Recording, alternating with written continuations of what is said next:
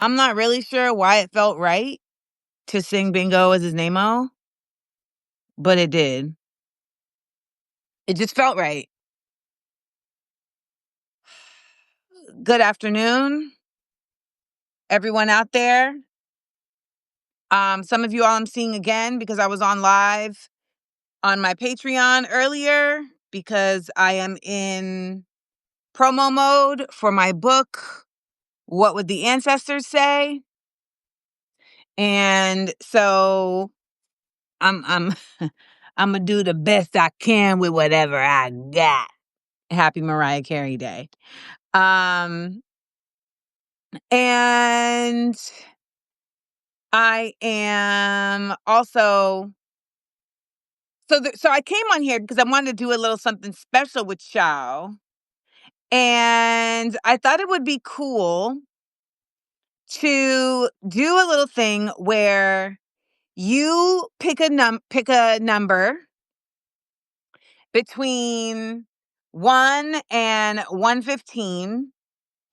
And then, well, let's do one between 1 and 112. And then I will go to that page, read an excerpt, and give you some backstory on, what it meant, what it means, why it's in the play, in the book, etc., like all those things. So, a little something different. I also wanted to show you all some of the illustrations that are in the book. I blew them up so you could see them. So this is Frederick Douglass.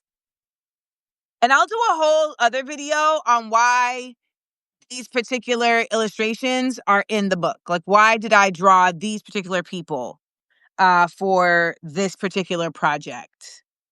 I also just want you all to know, especially if my ops are watching, I realized today that I could literally put out a book a month next year with very little effort.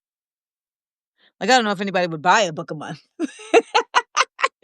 But I've amassed so much written content that I really could do it. Shout out to Adrienne Marie Brown because she was like, I was asking her, what kind of, because I feel like she's pretty prolific. And she was about, like, what is her process with writing books? And she was like, well, a lot of times it's like I've been writing kind of things over a course of time. And then I'm just like, oh, this is a book. And so then I just put it into a book. And I thought that was really, I guess I subconsciously took it to heart because in the moment I was like, oh, wow, that makes sense. But I didn't necessarily think it applied to me. And now I'm like, you got a bud. Like, my graduate thesis and my undergrad thesis are both books.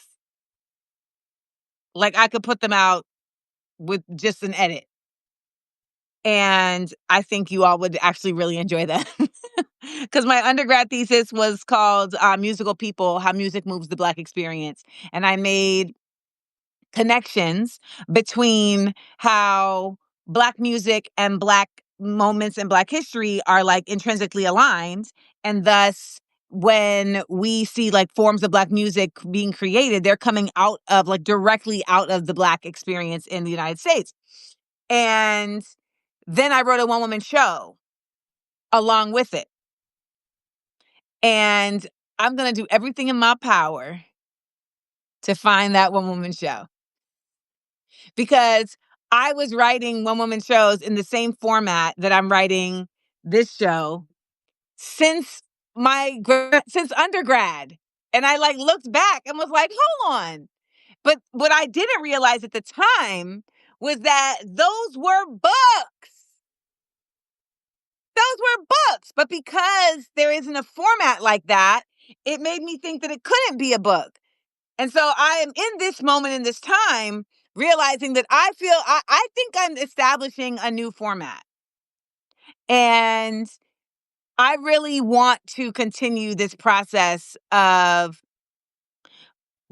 basically being on stage, doing like presentation in the one woman format knowing that it is workshopping that's going to take me into the text. It's going to take me to the page. So instead of going from the page to the stage, I will be doing the reverse, the inverse, if you will, and going from the stage to the page. Okay. And I don't know, I don't know that that's a thing. If anyone knows of it being a thing, let me know, because I want to meet that person or them people. So yeah, like it's exciting to, as an artist, continue to find new spaces. And then it took a long time for me to consider myself a writer, even though I've been writing forever. 10 points if you know what movie that's from. And so it's pretty cool to like go back and see all my writing and be like, this is actually like viable content that folks would feel enriched from. So, yeah, yeah. Yeah. So that's what we're doing today. Welcome if you're just joining us. We are talking about my book, What Would the Ancestors Say, which drops on December 8th. So I know people have been asking, can I get the book without buying a ticket to the One Woman Show live stream and book release? And the answer is you can get the book on November 8th. So between now and then, unfortunately, there is a audience cap for the LA show. So there is pop. So I might be able to add like 5 more tickets. So check back tonight, because that actually might. I actually had asked the people earlier. So check back tonight because they might be available. So thank you all to everybody who's joining here at Ethically Rude. Something I'm really hoping to do next year is to actually put out a volume called Ethically Rude, where it has like my many poems and just points that I kind of throw up here on Substack. And articles like all in like one volume. So that's something I'm looking to do as well. But what I'm looking to do today is to remind you that you can go to amandaseals.com to support my One Woman Show, to support my book release and the One Woman Show performance of What Would the Ancestors Say. So that is happening on November 8th at 6 p.m. Pacific. And you can also look at the last post that I put up here on my Substack. And you can also go to amandaseals.com to see the dates for my book tour. So I will be heading out on the first leg of my book tour next week. I'm going to be going to San Diego, LA, Seattle, Chicago, Detroit. So it's going to be a really good run. I'm looking forward to it. I'm still trying to find a spot in Dallas. This woman had said to me, like, I want to bring you to Dallas, and I can't find where she had said it to me. Like, I can't find it online. I can't. So yeah, I'm looking to come to Dallas. Just letting y'all know. Okay. So that being said, the way that I wanted to do this today is that I wanted to give you all the opportunity, the option to throw out a page number, and I will jump to that page and talk to y'all about what is the meaning behind a segment from that page. I also want to remind you that the foreword is 3 pages. So it's like Roman numerals. So, think about that in your page number requests. So let's go to it. Okay, Beatrice was first. Beatrice said 11. She wasn't even playing with y'all. Beatrice said 11. All right. Let's get to 11. So page 11 is in the Today is the Day chapter. And the Today is the Day chapter is all about Clarence Thomas, okay? And Clarence Thomas ends up having a conversation with Frederick Douglass.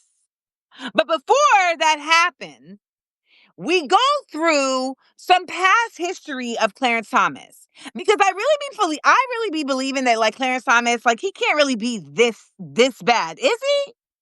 Is he? So I'll read you a segment from page 11 of What Would the Ancestors Say. By his telling, Clarence was failed by his Black community His daddy left, his mama dropped him off, and the kids clowned him. Then he went to seminary school, and them God-fearing white boys harassed him with the fury of Lucifer, ran him right out of there, and he landed at Holy Cross. Okay, so let's talk about this. So when I first was workshopping the show as a one-woman show, I was really just speaking about Clarence Thomas from the context of a politician. And not a politician, of a judge. And I really felt like that was enough. Because, we all know just kind of the whackness of Clarence Thomas as a judge, as a sexual harasser of Anita Hill, as somebody who honestly has no shame. Hello, my love.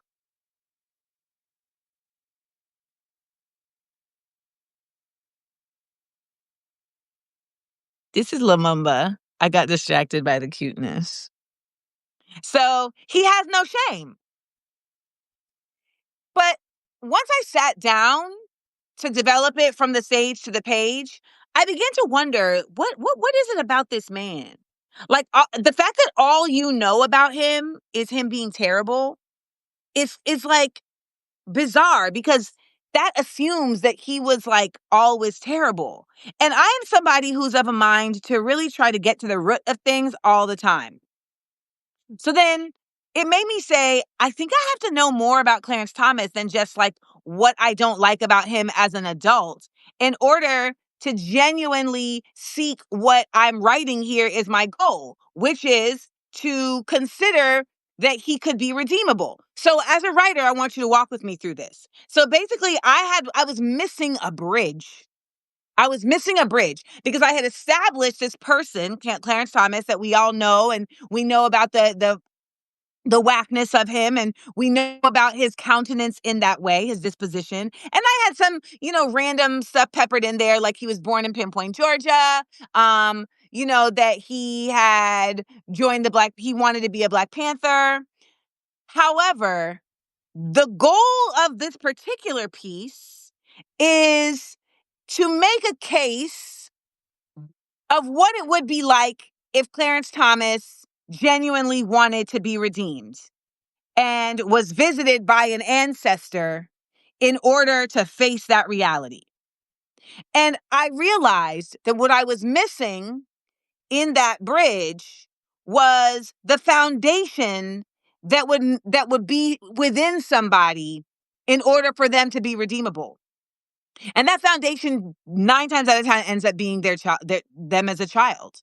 You at your most innocent, at your most pure. And so without exploration of how did this child become this man, I can't talk about or even create around the concept of him wanting to be redeemed, I felt. Because I felt like redemption is you trying to get back to purity, and I don't even know where you started in purity. Do you understand what I'm saying? Do you follow me? Are you picking up what I'm putting down?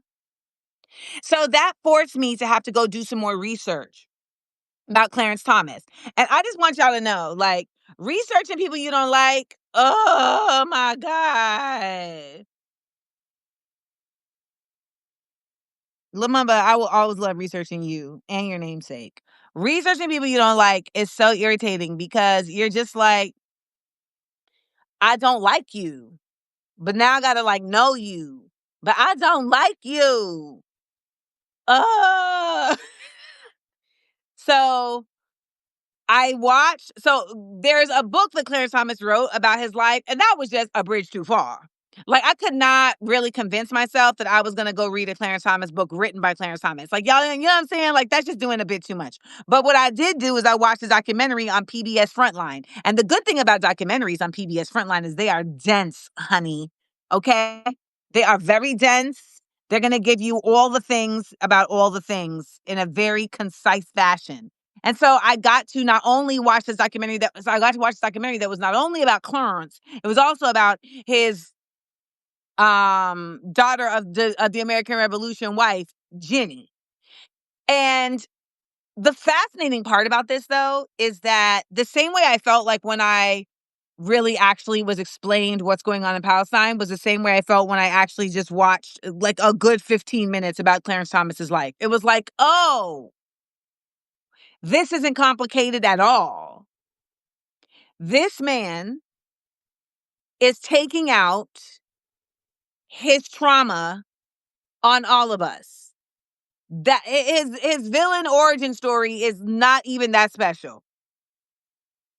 This segment that I read, by his telling, Clarence was failed by his Black community, comes from how he talks about his like young life in Pinpoint, Georgia. When his father left, his mother was basically just unable to handle raising him and his brother. She was a single parent, and so she dropped him at his grandfather's. And so he talks about how his grandfather was this mean old SOB and was like always beating them. And, he really just like did not feel any sense of love. And if you watch and study anything about psychopaths, you understand that like psychopaths, that word feels very like Michael Myers, etc. But what it essentially means is that somebody never was given love in a way that made them respect life. And it also made them like deeply afraid of feelings. So sociopaths don't care about like what their actions do in the world, but psychopaths engage in harm because it gives them feelings. That's, to me, what I feel like we watch with Clarence Thomas. I feel like he is somebody who literally did not receive any love. And therefore, he is now like he gets his feelings, he gets his energy from harm. Because I feel like humans in general have to receive energy. Like it's part of our lifeblood. Even if somebody is a hermit, like they're getting energy from the nature around them. They're getting energy from some source. But like we require energy. So it's not like we just require like nourishment and water. Like we require energy. And so I feel like so often we disregard that people who do like heinous behaviors, etc., stop doing that. He knows that you are bigger than him. You don't need to show it to him. People who do heinous behaviors, etc., they get an energy from that. This is also why I feel like the meanest, evilest people end up living so long, because it is so much easier to get like negative energy than positive energy. It's low vibrational. It's low hanging fruit. So it's much easier to like attach to and to like gather than high vibrational energy, which 9 times out of 10 is going to require to extend beyond yourself. So Clarence Thomas had a father who abandoned him, then a mother who abandoned him. So that's 2 parents gone. So we've got a narcissist. Then he had a grandfather who abused him. Then he was in school and the children in the school would bully him about dark skin. So essentially, everybody who was supposed to care for him did not care for him. And he, in his child mind, interpreted that as, oh, like, they don't like me because I'm Black, even though they were Black. And he's like, so then I'm not going to like them because they Black. That's fine.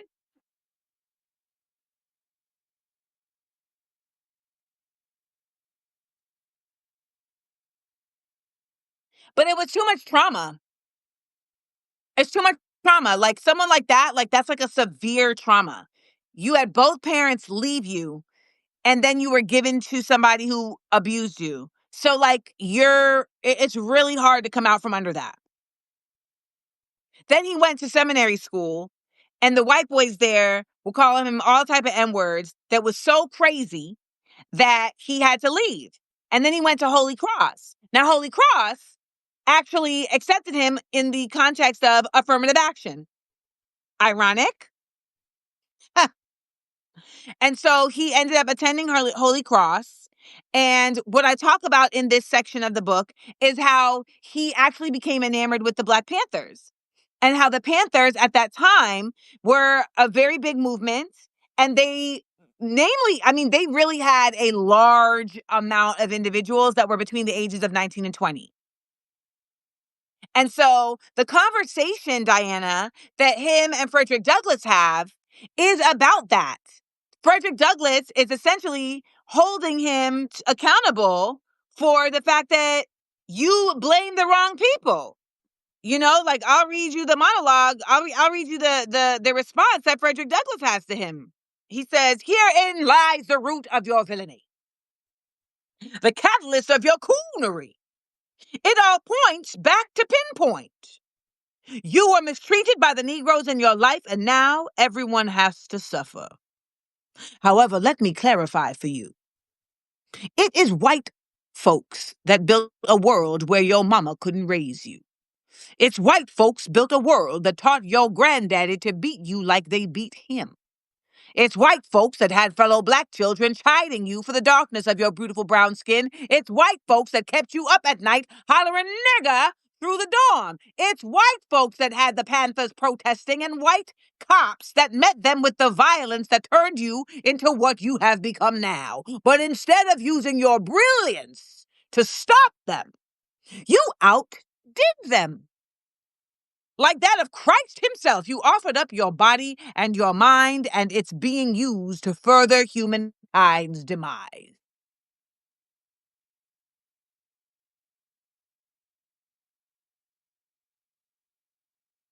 Then Clarence responds, "Oh, what do you know? I know you got into Holy Cross aided by affirmative action. You don't know me. I had to take care of myself. I had to chart my own course. I had no one. I had to be brave and courageous and savvy, and it got me into rooms and on private jets and paid for my niece's college. What do you know about sacrifice? Nigga, I was a slave."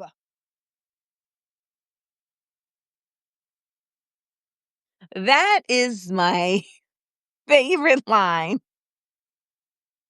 in the book. No, that's my second favorite. That's my second favorite.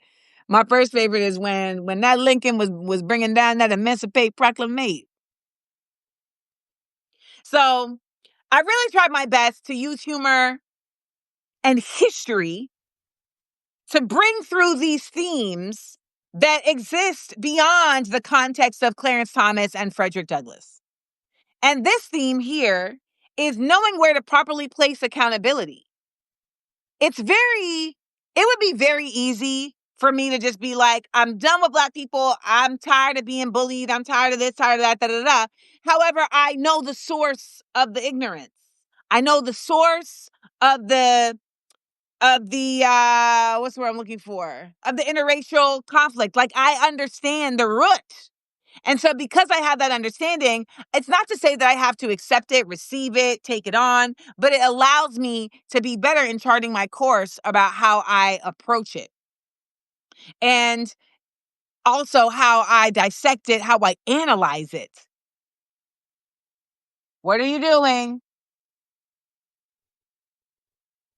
So that is that.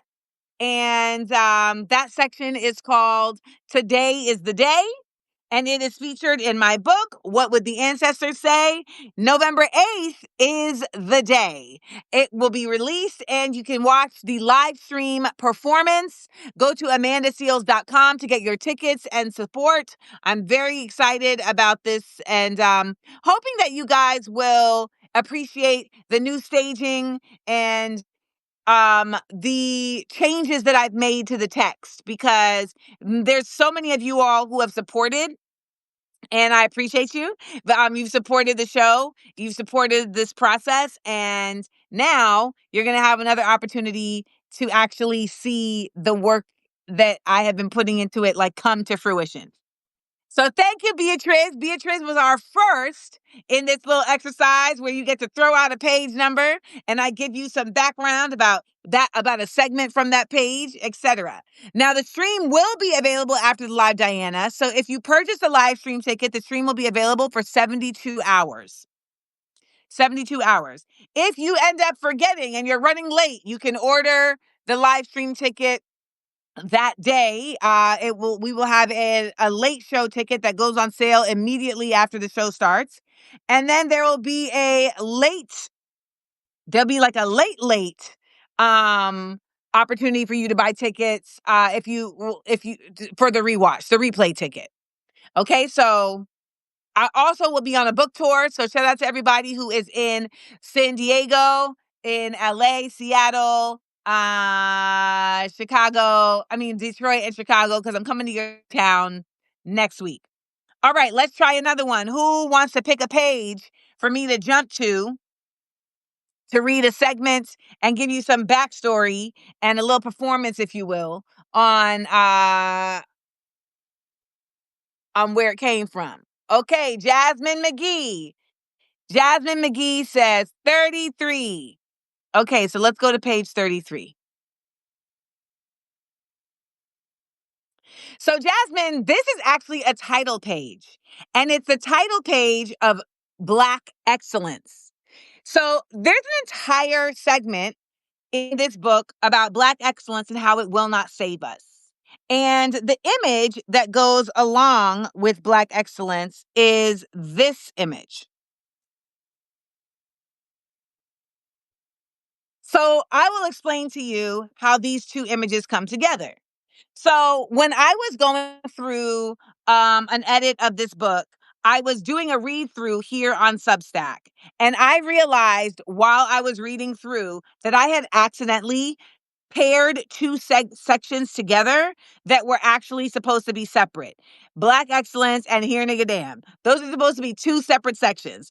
So y'all watched me in real time realize, wait a minute, this is missing a section. I thought I was completely done with the Get Dang book. However, I was not. So in that moment, I started to have to reformat the book in InDesign, which is its own drama.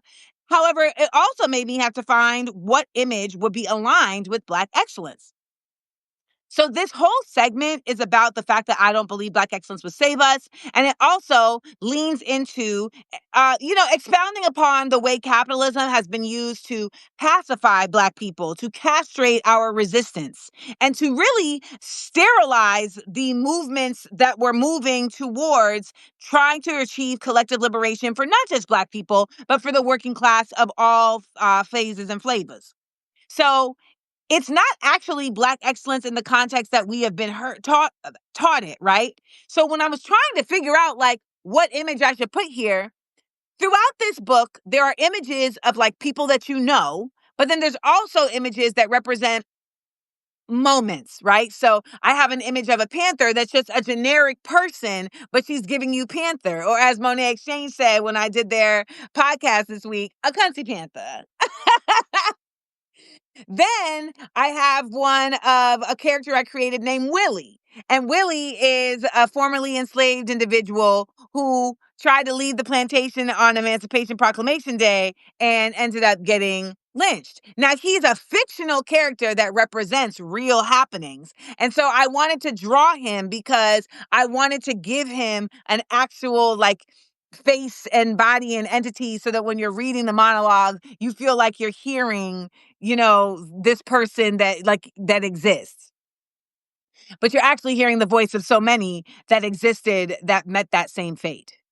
So then we come back to Black excellence and it becomes well, what do I do for Black excellence? I mean, is it a person?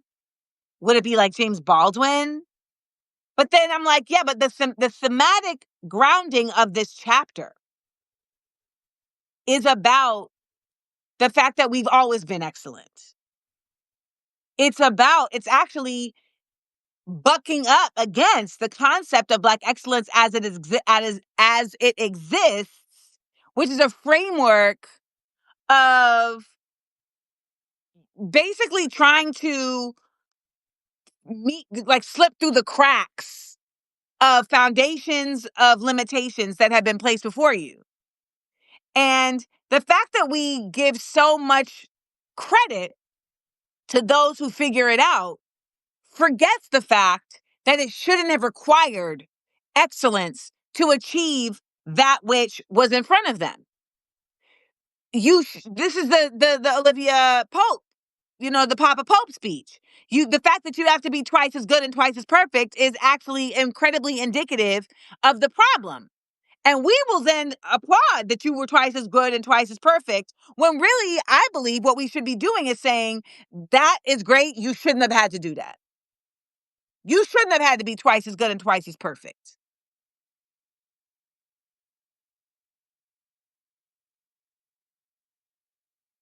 The standard shouldn't be different for you, because you've been excellent. And the work that has been going on, the propagandizing that's been going on for centuries now, has been to try to convince the entire world that simply because your skin is darker, you are of less value, you are of less capability, you are of less excellence. So I say, you know what? I got to take it back. That's what I need to do for this image. We was kings. We was kings. And so I went to my art books and I started looking through my art books for images that would basically speak to the context. I wanted an image of a mask, and I wanted it particularly from West Africa, since we know that so many of us are descendants of stolen people from West Africa. And I knew that I wanted it to have some type of ancestral connection. Well, here's the T. Every mask had an ancestral connection. Because in the culture of so many tribes in Africa, I would even venture to say all. I know that's a stretch, that's a blanket statement, but I would venture to say all. Ancestry is valuable. Ancestry is honored. Your ancestors are an integral part of your present and your journey. Like, you are a part of a continuance. That is what so many folks actually believe. And I believe the same. And I believe that indigenous folks have far more of a wealth of knowledge than those of us stuck in these matrix networks that we call cities. So I found this mask, and it's called the Maiden Spirit Mask, Agbogo Ememwo, from Nigeria. And the image that you're looking at is of the mask looking at its pager. Looking at my pager, it's about that time. So I drew this mask. My drawing style on the computer is, I actually draw in a combination of plural, of what's that one I've drawn? There's one I use on there's one I use on iPad, and then I actually use Keynote. And I use literally different strokes. I trace the image, and I trace the image using different keystrokes. And so, like, I use like a couple different styles. Then, I mean, what I wanted to be black, what I wanted to be white. And procreate. Thank you, Jasmine McGee. Thank you. And then the theme of this entire work, What Would the Ancestors Say, is that our ancestors are always on call, that they are a phone call away. And so I thematically show that by having our ancestors on different communication devices. And you can also get this print in pink, as well as the pin and sticker pack of the Brother Malcolm drop that's currently available at amandalandexports.com. But you see Malcolm's on the brick phone. I'm obsessed with the brick phone because I'm a 90s kid. Obsessed with the brick phone, right? This is Willie. So this is the Willie that I drew. And I researched and I looked up some pictures of brothers that I literally like looked up like images of slaves, of American slaves. And so he's like a combination of a couple different folks, but I try and always add in certain little details so you can see that the phone says Thursday, June 19th, 5011. Yes, and he got the ear pod in. So this is the type of stuff too that I want you to like enjoy, is like coming back to these images to see like the little like nuances. And yes, Beatriz, today is Dia de los Muertos, and I have my magnolias and I have my ofrenda, and I'm going to do a separate video about this on Instagram, but for those Black folks who are not a part of Mexican culture, this is Dia de los Muertos. However, this is also a day that, like, worldwide for Indigenous people has been considered like a very thin veil between like the energies that have come before and the energies that have moved on because of the time of year, right? And so for Black folks, I feel like this is a day where I know in Dia de los Muertos, you put your people that you want to remember on your ofrenda. And, you know, anyone who's seen Coco, remember.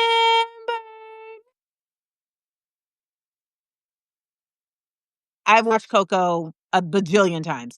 I love mariachi also. But no, pero I guys, it would be good for Black folks in the States would on this day to would to do on this day a call on to the ancestors that you also are looking to guide us, you know? And I don't think we do enough of that. I think I think there are folks that do that. Um, but I also want to call on the ancestors that I'm like, come and talk to me. I really want to meet you. Baldwin, talk to me. I really want to know you. Malcolm, talk to me. I really want to meet you. So that is what I will be doing tonight with my ofrenda. I will be remembering, but also welcoming these energies into my space to be able to continue this work, because it is very exhausting work to be doing without having additional energies and efforts behind you. And they're always there, but you have to call on them, I believe. I believe your ancestors are always there, but they, you know, you got to call on them because it's energy that's just like in the ether. So you got to call on it. Ring, ring, ring, ring. All right. So we have a little bit more time. So we'll do one more. Somebody name a page number and I will read an excerpt and give you some context. If you're just joining, we're talking about my show and book, What Will the Ancestors Say? The book will be released on the 8th and on November 8th. And I really am excited to be bringing this into the world for you guys. This is also something that has been developed over a year. So it's very, I would say, it's like very refined in a way that I feel like I haven't really gotten to do with other works. Okay, Andretta said 45.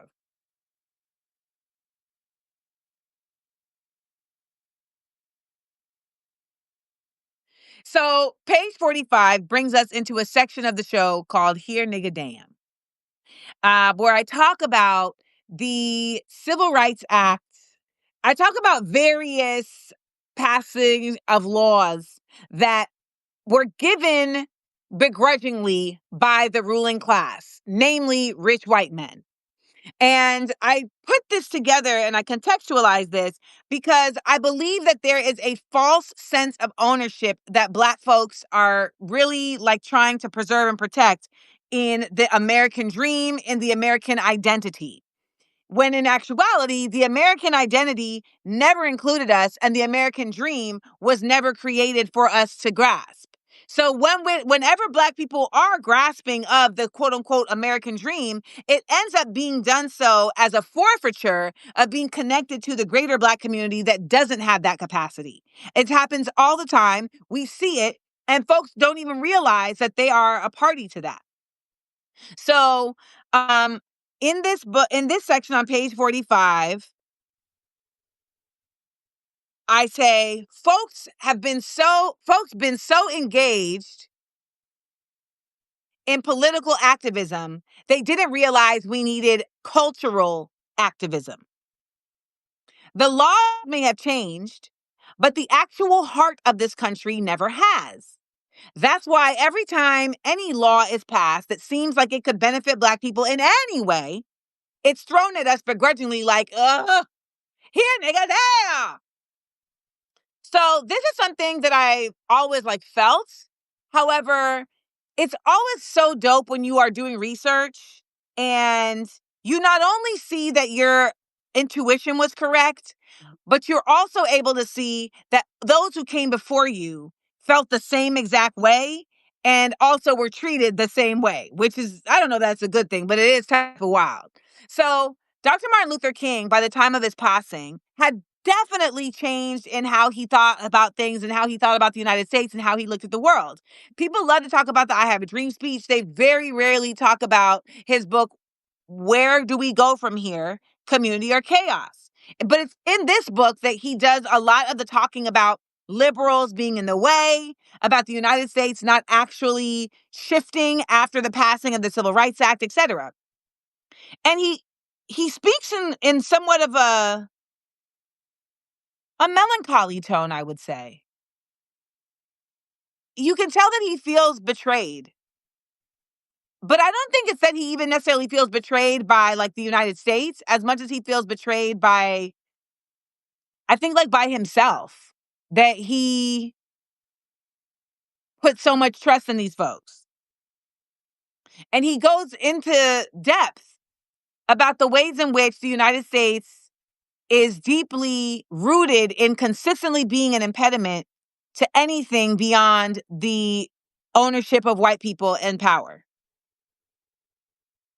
And that the thing that blew this up for him was after seeing the legislation passed of the Civil Rights Act and the Voting Rights Act, and then still seeing the same behaviors. Folks are still getting lynched. Black folks that had been put in positions were removed a year or two later. This is why I keep telling people that we are in a time loop. And I don't know that I don't think people are really taking me seriously, but I mean this, even in a metaphysical way. We are in a time loop. 2020 mirrors 65, 64, 65, when you saw the immense amount of protests and sit-ins, etc., like Black Lives Matter. The people rose. The people were saying, we have had enough. It wasn't the beginning of the civil rights movement, but it was the zenith. And the people were so loud that Lyndon Baines Johnson was like, oh, this is really scary. This is really scary. So you know what? Let's just give them their things. Yeah, here you go. And I list different catalysts to these different acts being passed.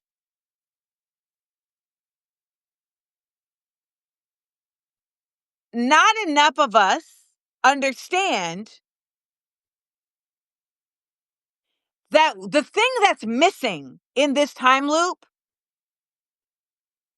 is a resurgence in a belief in leaders of thought and of morals and of ethics. When we talk about leadership, So many that talk about the Black leadership of the past don't seem to grasp that they were all folks who are of various cloths, but who ultimately were of a strict code. And that code was, we don't flim flam, we about Black, and that's that. We are resistance oriented. The people of this current time loop are looking for that in politicians. However, politicians, by literal nature of the field, are flim flam, are not rigid in their morals because they have to lean into whoever's going to give them funding, and are self-involved because they don't come from out of the people. There was a study done in 2014, a Princeton study done in 2014 that showed that congressional legislation did not mirror constituency requests.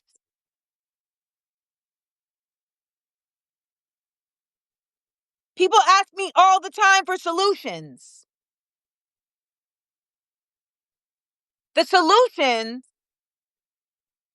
so often are just in templates that have been given to us by our ancestors. And I know that may sound woo-woo, but what I mean by that is even in how you choose your leadership, you have already been shown and you're ignoring it.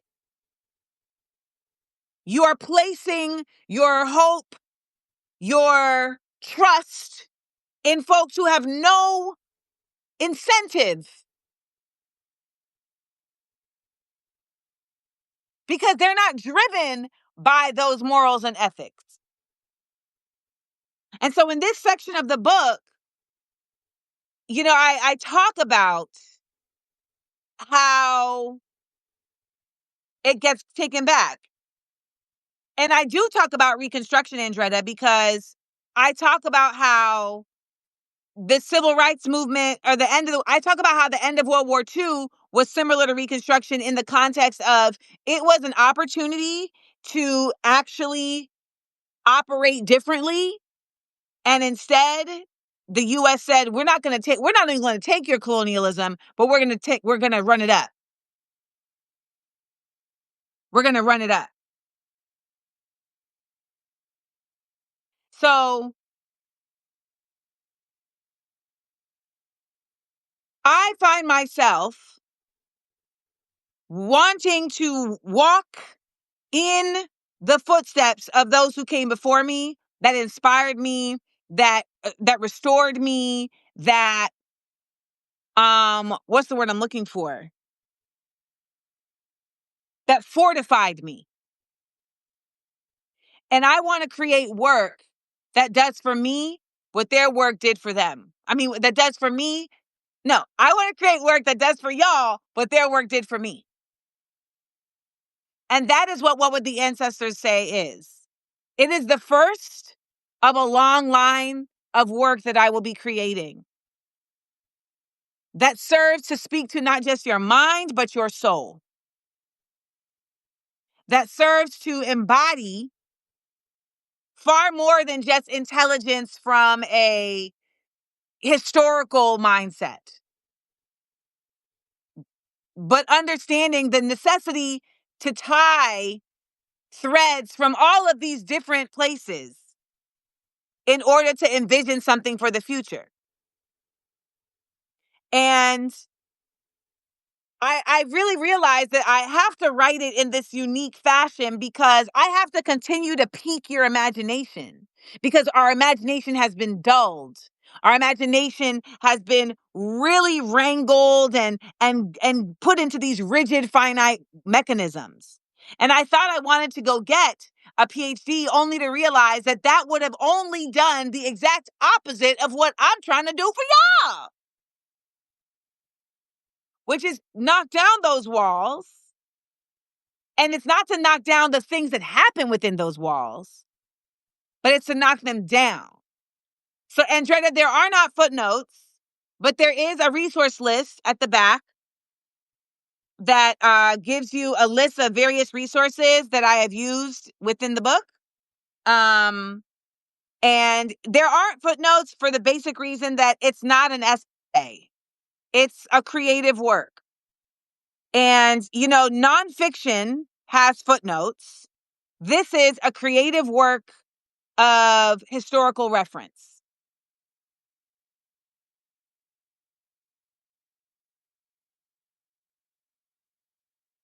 So I hope you guys enjoyed that. And I hope you also join me on November 8th for the live stream of What Would the Ancestors Say? And for the release of What Would the Ancestors Say? I hope you join me on the book tour, where I will be in a city near you. The first leg will see me in Seattle and Chicago and San Diego and LA and come on, Detroit. What up, though? And I'm trying to set up something for New York as well as soon as I can. Remember to go to amandaseals.com and remember to support the real ones, the independent artists. Yes, C. Fran, we are each other's business. When we look out for each other, we lift each other up. Thank y'all.